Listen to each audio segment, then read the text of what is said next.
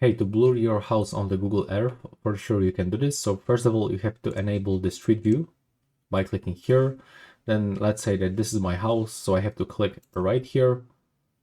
Now I'm in front of my house, and now I will have to click on the three dots in the right upper corner and select Report a Problem. Next, from this one, we have to adjust the view of the image so that it's focused on the part of the image that we are reporting with this red frame. You can also zoom in or zoom out, like this, for example. And now we can get the request blurring, for example, my home. Now just input this switcher, just select it. And from here, you can also input some additional information that will help Google identify the correct home that should be blurred.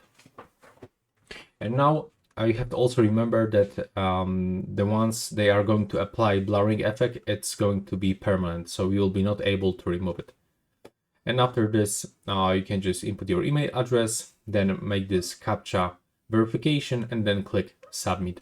And that's how it looks right now. Please subscribe to my channel and see you in the next one.